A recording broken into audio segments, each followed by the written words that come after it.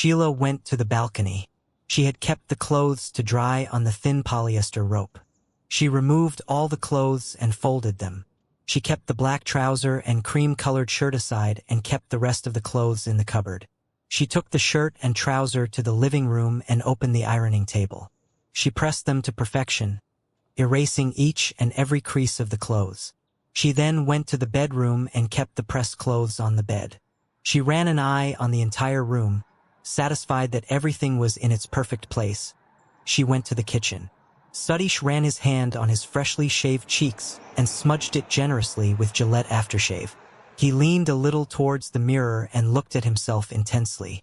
He was going to be 45 the coming month, yet people who haven't met him could easily mistake him for a 35-year-old.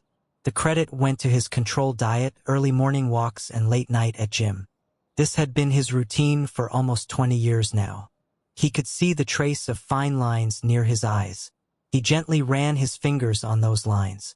He then took a deep breath and went for a shower. Sheila took out the onions and tomatoes and chopped them finely and as evenly as possible. She chopped 2 green chilies and grated some ginger. She chopped fresh coriander leaves. She went to the refrigerator and brought 2 eggs. She gently broke them and prepared a batter for omelette. She switched on the gas and placed a non-stick tawa. She made the omelette and added black pepper and salt to it. She then placed the omelette on the fine lao pala plate. She took curd from the refrigerator and whisked it into fine creamy lassi, and added salt and roasted cumin seeds powder to it. She then cleaned the kitchen slab sparkling clean and went and kept the omelette and lassi on the dining table. Satish wiped his wet hair and then came out of the bathroom, towel tied around his slim waist. He picked up the ironed clothes and checked them. It was ironed exactly as he liked. He wore them quickly. He was getting late. He wore his socks, shoes, put the wristwatch on his right hand as he always had and combed his hair. He thrust the wallet into his back pocket and his phone in his side pocket. He took on last look at himself in the mirror. He wanted to look really good today. He had made every conscious effort to look good today. He walked out of the room. He walked past the dining table that had his breakfast on it, without even a glance at it. He opened the main door, took his car keys and was out, and he slammed the door shut behind him. Sheila startled at the noise and came to the living room. She realized the home was empty and the breakfast untouched. Satish had wanted to be out of the house early today. It was Rose Day, a sensation that had hit the country in the last decade. Today he wanted to give Rashida roses. He could not get her out of his head and heart. He went to the local florist. The shop was flooded with youngsters, mainly college-going youth. He parked his car and got down. He hesitated a little too among the youngster, but Rashida's face crossed his conscience and he walked inside. He saw there were thousands of roses stacked inside the hardly 100 square feet shop. There were red, yellow, white roses. There were other flowers today, but today roses dominated the shop. He gently made way and leaned to have a closer look at the roses. They seemed fresh, yet there was something missing. He wanted the imported big roses, where each rose stood out and had a personality of its own. He knew he won't get into the local market here. He moved out of the crowded shop. He took out his phone and searched the internet. He smiled as he saw the shop name. The description read that it had imported flowers, but it was a good 1.5 hours away. He did not think twice. He knew he would go. He called up at his office and informed his secretary that he would be late. He asked to postpone all his meetings. "But sir, the owners of Vaishnavi Construction are coming today. We got an appointment with difficulty," his secretary spoke. "I said cancel all the appointments, Nancy. I am sure I am clear." Nancy got the authoritative tone. She immediately said, "Yes, sir." "Okay." Satish disconnected the phone and went to his car and started his black Skoda Octavia.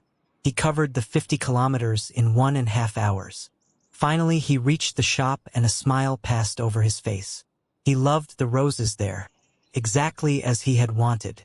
He looked at the dark red-colored roses and then the white ones. He knew not which to take. He knew white meant friendship and red indicated love. Which one should he give Rashida? He stood there baffled and confused. "Sir, are you looking for something?" a young boy in his teens spoke. Satish looked at the boy and hesitated but spoke, I want roses. The boy gave him a cheeky smile and winked at him and said, "Oh, Uncle want to celebrate Rose Day." Satish looked at him angry and said, "Will you please mind your own business? Give a bunch of white roses and another bunch of red roses." The boy got a little scared by the look and went and readied 2 bunches of roses. Satish paid for the roses. He kept the 2 bunch of roses carefully on his front seat and started his car. He took another 1.5 of journey, and all he had in mind was Rashida. Rashida sat in her office trying to balance out the account. Her head drowned in the files. She was tall, fair, and very beautiful. She had blue eyes and her eyes sparkled when she smiled. She had waist-long hair and she had kept it open today. Her cell phone continuously beeped with WhatsApp and Messenger messages. Some known and some unknown boys and men and few friends wishing her a happy Rose Day. She was bugged with the continuous beep-beep. She silenced her phone. She wanted roses but from only one man. She wished he remembered and he would bring her flowers.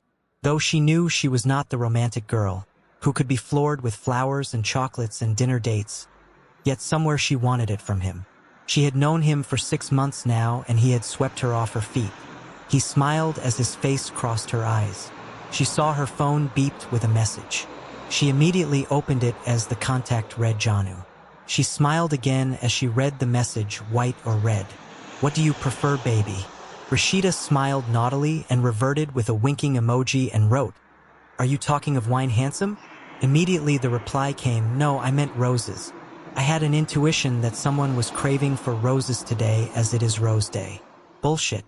I don't believe in these days and I wasn't having any such fancies," she lied. "Oh, then you gotta bear with the roses, sexy, 'cause I already got it," he spoke. "What if someone at your home comes to know that you are gifting flowers to a girl?" She teased him. "A baby. I don't care. Someday it is going to happen. We have to face. Anyways, I will be in your office at 15 minutes. Rashida looked at her wristwatch. It read 1:30. She smiled and replied, "Waiting handsome." And they hung up. She suddenly felt so happy and excited. This man had in 6 months brought her out of the grief of her mother's death. She did not care about anything. She knew he made her happy, and whenever she was with him, she was not living in the past. He was the only one who made her forget her mother, though temporarily. Satish looked at his watch. Another 10 minutes and he would be with his Rashu, his Rashida. He liked to call her Rashu more than Rashida. He looked at the roses and smiled yet again. He reached Infinity Towers and gave his car for valet parking. He decided to take both the bunches of flowers. He held the 2 bunches of flowers and pressed the elevator button. The elevator took another 3 minutes to come. He pressed the 11th floor button. As each floor slowly passed, his desire to have a look at Rashida multiplied. The elevator stopped at 11th floor and he came out and walked straight in Cogentech office. That is where Rashida worked. He walked past the long row of little cubicles that had a laptop each and was kind of a workstation for each employee. The office was buzzing with energy.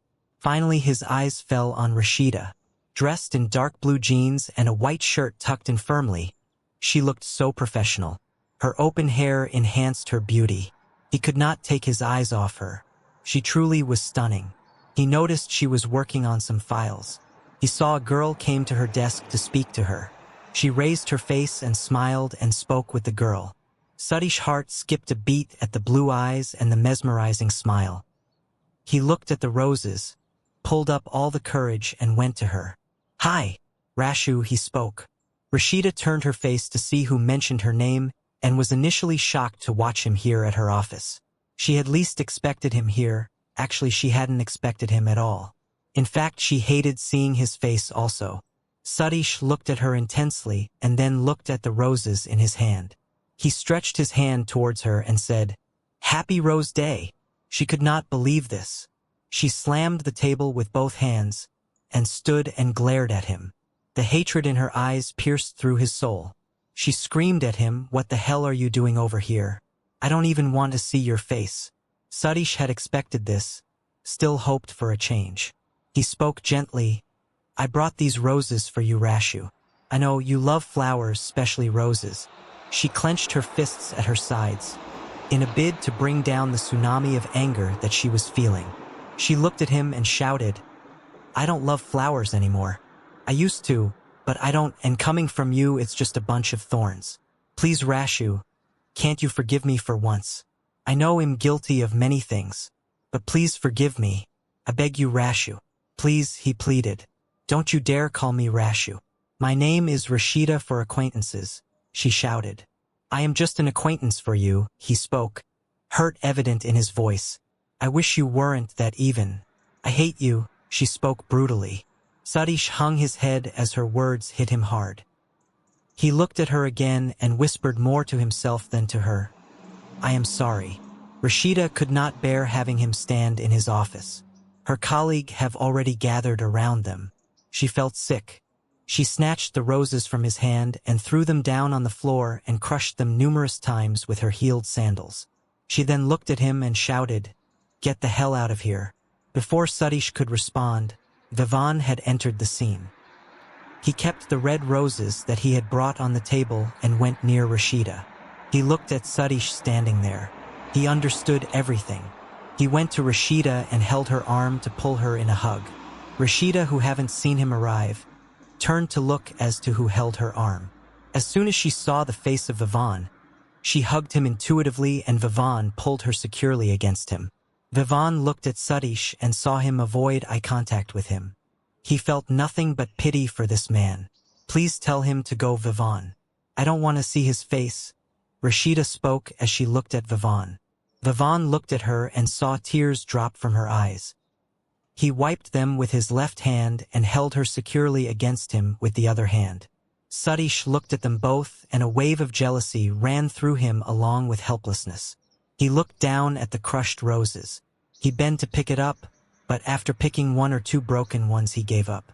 He dared not look at Rashida as tears dropped from his eyes too. He wiped his tears and stood. Rashida smiled sarcastically as she looked at Satish trying to pick up the roses. She looked at Vivan and faked her voice to a happy tone and said, "Hey my love, you didn't get me roses. I was so looking forward to it." She looked at Satish and then at Vivan and said, "Though I hate roses, but I would have loved it had you brought me some."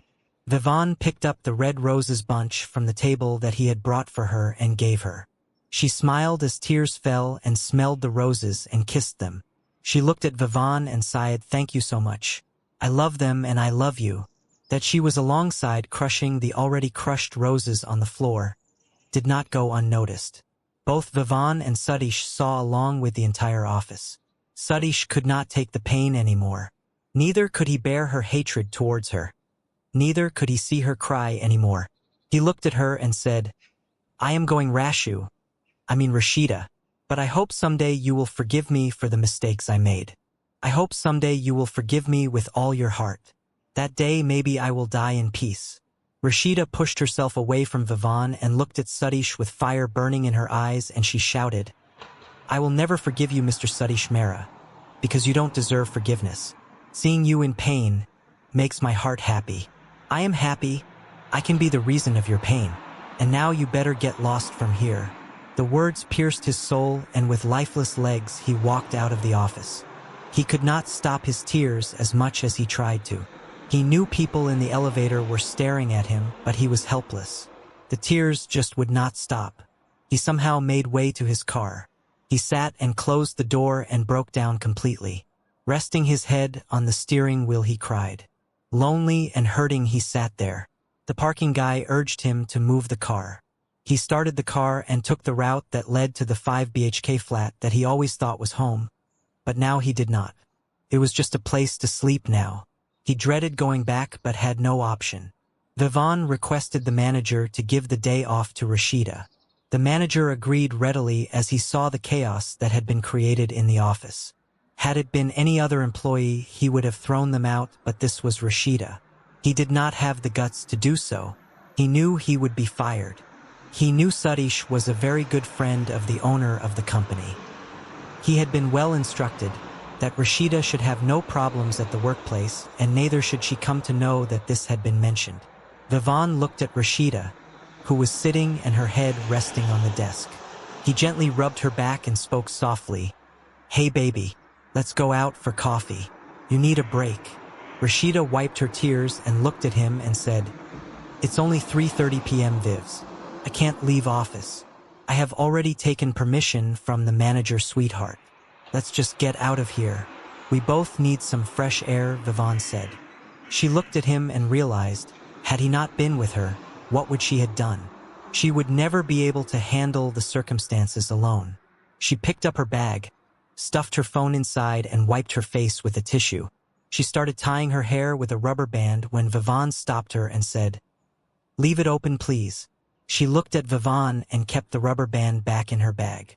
She picked up the roses that Vivon had given her and looked at the crushed ones. That was being picked up by the cleaner now. Stop thinking. Come, let's go, Vivon spoke. She murmured and left with Vivon. She sat pillion on his bike. She held him tightly, not just for physical safety, but for her emotional safety too. She felt secured with him. Vivon sensed the extra tightness in her hold. He knew she needed him today. Hey, sweetheart, let's go to your favorite coffee joint, barista, Vivon said. Rashida, who was resting her head on his back, spoke softly. But you hate coffee. I always have to blackmail you to take me there. Suddenly so generous of you.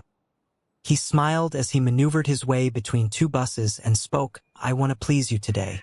Rashida smiled after a long time. She looked at the red roses in her hand and said, So you decided red? Yes, always. Red is the color of the day 'cause I love you infinite, he replied. She pulled the roses close to her heart, but her mind traveled once again to the sight of crushed roses, and she closed her eyes in pain. Sadish reached home. He did not bother to ring the bell. He knew it would be empty at this time. He pulled out the extra key that he had and he unlocked the main door. He opened his shoes and went straight to his room. He pushed the door open and went straight and crashed into the bed. He saw the time, it was just 5:45 in the evening. His stomach grumbled for food as he had been empty stomach since morning, and tears dropped at the realization. Vivon placed his hand over hers and looked into the sad eyes of Rashida and said, Forgive him, Rashu. Not for him but for yourself. You need to be at peace with yourself. Please forgive him. Rashida looked at him and anger returned. Vivs, can we talk of something else, please? Baby, at times we have to let go of past. For own self-peace. Something forgiveness gives more calmness. Holding on to anger is always gonna do us more harm. When we forgive, we not only release the other, we release ourselves. Please forgive. You will realize how easy life becomes after that. It's true we don't deserve this kind of pain, but baby, life is not fair. Not with anyone. Everyone have their share of struggles in life. And nobody is perfect. We all make mistakes. But if we are sorry about it, we should be forgiven. Forgive him, Rashu. Rashu looked at Vivon with disgust and spoke sharply. Like, really? Forgive him. He ruined everything. He deserves this pain and humiliation. He might be living in the illusion that I will forgive him, but I want Vivs. Vivon pulled his chair close to her and pulled her in half-hug as he saw tears form in her eyes. The tears had dried, but Sadish lay on his bed for a long time staring at the ceiling. He turned and his eyes fell on the photo on the side table. His eyes softened at the sight of Amreen. He recalled he had first met Amreen when they were in college. He had fallen head over heels in love with her. He did not deny that her physical beauty had been the first to draw him to her. She was milky white and had blue eyes. She used to come to college in a burqa and only her face would be visible. Her deep blue eyes mesmerized him. She had been very shy and very reserved. It had taken 2 long years to woo her and convince her that they were made for each other. And another year to convince her that running away from their families was the only way that could be together forever. They both knew their families would never agree due to the religion diversity between them. The idea of a Hindu marrying a Muslim was unacceptable. They had finally eloped from the small district of Sungarur and started their lives in Delhi. Sadish, who had always been a topper in studies all his life, got a job easily. They got married and life was good the initial few years. He sat and took the photo in his hand. He smiled and realized Rashida had the same eyes, the same flawless skin, the same beautiful long hair. His daughter was stunningly beautiful, just like his wife Amreen. As Vivon wiped her tears, Rashida looked at him and spoke. He might be my father biologically, but the pain he gave us cannot be forgotten, Vivis. Vivon knew not what to say at present. He wanted her to forgive her father because he knew that after the death of her mother 6 months back, both needed each other desperately. But the mistakes of her father had made her so bitter she refused to forgive. He knew, if she forgives her father, she would simply blossom into a completely different person. The burden, the grudge was holding her back. Rashida looked at Vivon and said, My mother was a very simple person, Vivs. She did not have high dreams or fancies. She was not a materialistic person at all. I have seen women crave over new designer clothes and fancy homes and latest car. She was different. All she wanted was love and time from my dad. But all she got was clothes and latest gadgets. She was an eternal romantic. I remember so vividly she used to get flowers for Dad, especially roses just like that without any occasion. But he used to throw them away in anger at times. He used to shout at her to be mature and to come of the teenage romance and stop wasting time on these stupid things. He always rebuked her and she always tried, hoping for a change. Vivon listened as Rashida spoke. He had heard the story before, but he never stopped her from saying. He knew after she had spoken, she used to relax. Rashida continued, she used to take care of her little things, Vivs. From the morning routine of giving him lemon water, to making his breakfast, to getting his clothes ready, his lunch, dinner, medicine, every damn thing.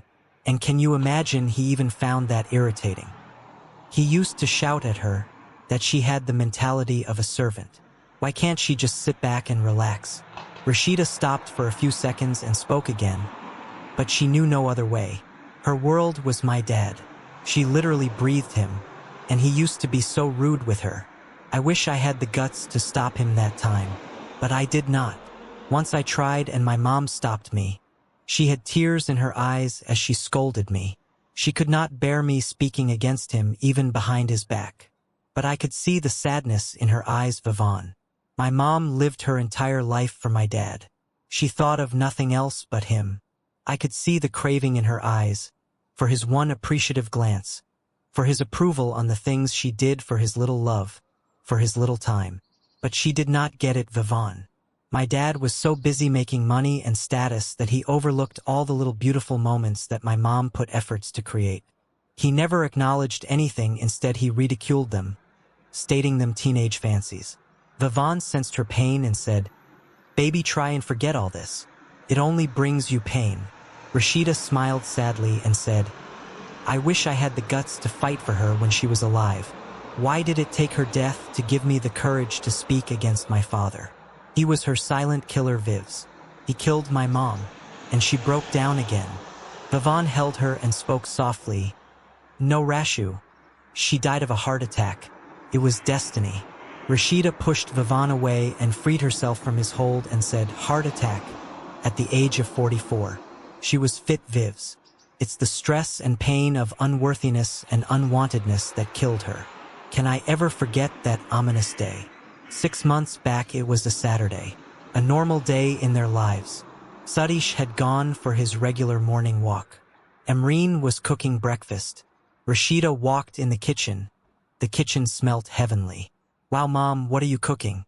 Such amazing smell. Rashida tried to see. Yes, Elu Paratha. Your dad's favorite, Emreen replied as she smiled. And you think Dad is gonna eat this? He is a fitness freak, Mom. I don't want him to yell at you again. Please give him oats of brown bread sandwich, Rashida suggested. No, Rashu, he won't be angry. He got a promotion. Now he is next to the CEO. He deserves a treat. Emreen said. Rashida tried to argue, Mom, please, Mom, he will be angry. I know him. Why do you want to please him all the time? Leave him as he is. He will not see your happiness or reason behind your efforts. He will just see the calories in the breakfast. Emreen replied calmly as she always did, Beta. He works so hard all the time. We need to be happy for him. One day a different breakfast will not harm any one of us. Every day he has the same things. But Ma, he does not like changes. Rashida still tried to convince her mom. Emreen looked at her and said, It's okay if he does not like it. We always have brown bread as the backup. But I'm sure he won't mind Rashu, he has been promoted. You know, success in business makes him so happy. Rashida did not argue further, but she somehow knew what's going to happen at the breakfast. Her dad came and wished her a good morning. He sat for breakfast and her mom placed the elu paratha. And the reaction of her father was exactly as she had expected. What is this? Where is my breakfast? He asked his wife. Sadish, you got promoted. Every day you eat the same stuff. You remember how you used to love elu paratha made by me? I used. Sadish interrupted her by shouting, for God's sake, stop living in the past. It's been ages, you very well know what I eat. What do you want to prove by all this? Her mother replied meekly, Sadish, you have been promoted. I wanted to celebrate. I am sorry if... She was interrupted again by her husband as he shouted for the servant. Sheila. Sheila, the servant, came running to him. Yes, sir. I am paying you to laze around in the house. You are supposed to cook diet food for me. I want food only cooked by you, he shouted. Sir. Ma'am does not allow, she replied, scared. He turned towards Atiri Amreen and shouted, and you better stay out of the kitchen. He left the breakfast table. Rashida saw his mother pleading forgiveness and requesting him to have breakfast, but he left without a word. Rashida hugged her mom and said, Mom, why don't you give up on him? I have hardly seen him talk to you properly. Why do you always want to make him happy? Does he even notice the efforts you put for him? He is a mean man, Mom. Her mother looked at her in shock. He is your father, Rashu. Is this the way you talk about your father? I am very disappointed. And you are my mom. I hate when I see this sadness in your eyes. You are a beautiful soul, but that man fails to recognize the love that you have for him. And it hurts me to see you hurt. I am not hurt. He is right. I should understand that he does not like high-calorie food. It was my mistake. I have to make things right, her mother spoke. What will you do, Mom? Whatever you do. He will criticize, Rashida said. Her mother just walked away. A little while later, she saw her mom leave the house. She came back a couple of hours later. Rashida had presumed that she must have gone to her best friend's house where she normally used to go. She saw her mom had packets in her hand. She saw the packets were full of orchids. Why have you brought so many orchids? Rashida asked. These are for your dad, she said. Rashida looked at her in horror. Mom, what's wrong with you? Don't you remember how he reacted when you last gave him flowers? He had shouted at you for being childish and immature. Rashu, that's why I did not get roses this time, she said softly. Oh, Mom, he does not hate roses. He hates this gesture of gifting flowers and all, Rashida said, exasperated. Her mom looked at her and spoke softly. Rashu, he might have given up on love, but I never will. I just know deep in my heart that love is going to come back and I will never stop trying. I know it will come back. I love him, Rashu. I love him with all my heart. Takia hua usi ab Mrs. Nai hoda parmera pyar to Sasha hai. Takia hua wo kh nai pada. Paruska sath bahut sha hai. Wo hazmir sath yarahi naraz. Par wo mera the mera hai. Is bak ka hai muinaz. Rashida did not say a word more. She knew this was a different kind of love. A love so deep that nothing could derail it. That night, the same thing happened. Sadish abused Amreen with hard-hitting words. For the first time, he said that she was his life's biggest mistake. That he wished he had married somebody more educated, somebody more ambitious, somebody more career-oriented.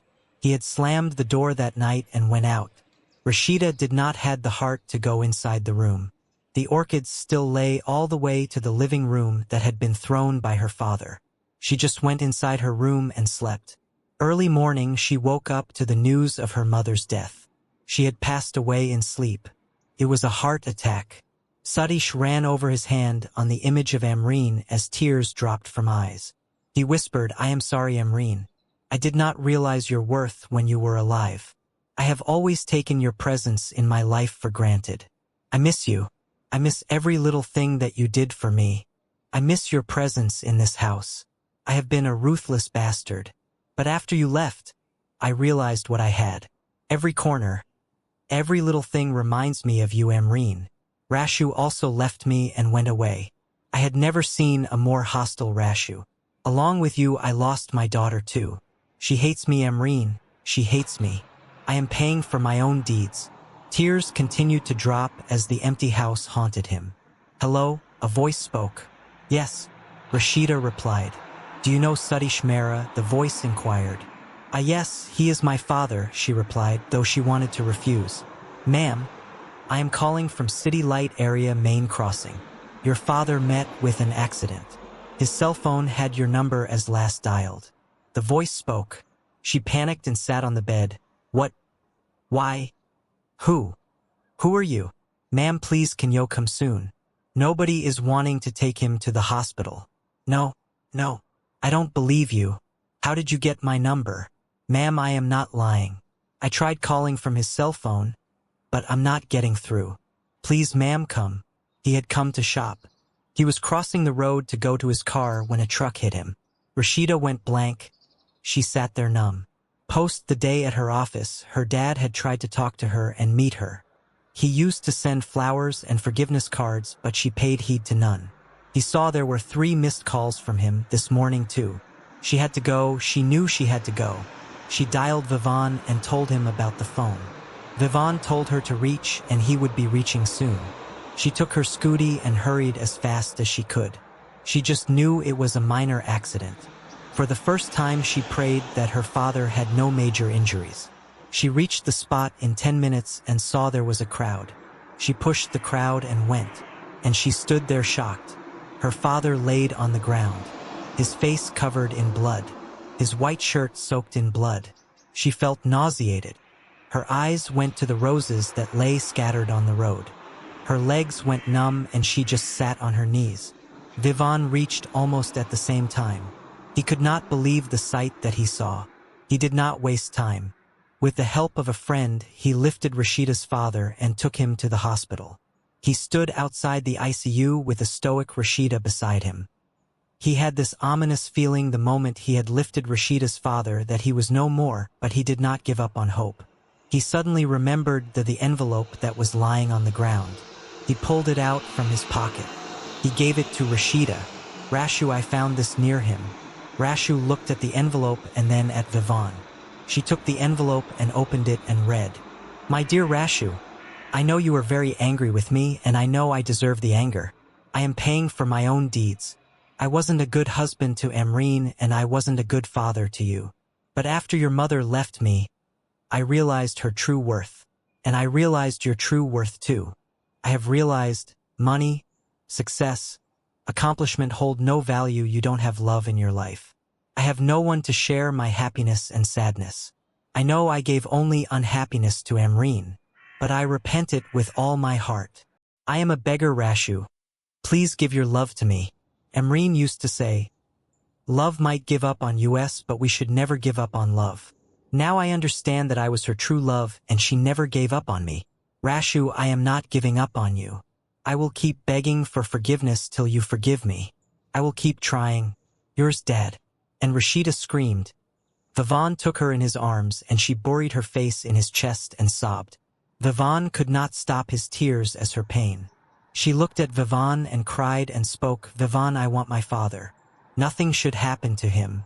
I want him back. The letter that I read, I felt as if my mom was talking to me. These words were exactly like she used to speak. Vivaan, I want my dad back, Vivaan. Please do something. Before Vivaan could say anything, the doctor came out from the ICU, and before anyone could stop Rashida, she went straight in the ICU. The doctor looked at Vivaan and said, I am sorry. He won't survive. His brain is damaged, his lungs are ruptured, and his kidneys are not working. He is breathing, but it's a matter of few hours now. I am sorry. Saying this, the doctor went away. Vivaan opened the door and went inside. She saw Rashida sitting near her father, holding his hand and talking to him in sobs. Dad. Just get well soon, Dad. We will forget the past, whatever happened. Now I am there with you. You are there for me, and I know Mom is watching over us both. I want to come back home, Dad. I want to come back to my own room. I want to come back to you. We will have loads of fun, Dad. We will go on trips, have adventures, take loads of photos. We will make amazing memories. I will cook for you, Dad, just like Mom would. You just get well soon, Dad. Remember, Mom used to say, Love might give up on us, but we should never give up on love. I am not giving up on you. Vivon's eyes went on the monitor and he saw the line go straight. Vivon not take it anymore and he rushed out of the room as his eyes filled with tears. He went to the nearby window on the floor and looked out. He looked at the sky and said, Emreen auntie and Sadish uncle, I will take care of your Rashida. Do not worry about her. She will always be my first priority. I might not be able to stop her from crying, but she will always have my shoulder to cry on. She is my today and my forever. I read your letter, uncle, and I promise. Love might give up on me, but I will never give up on love.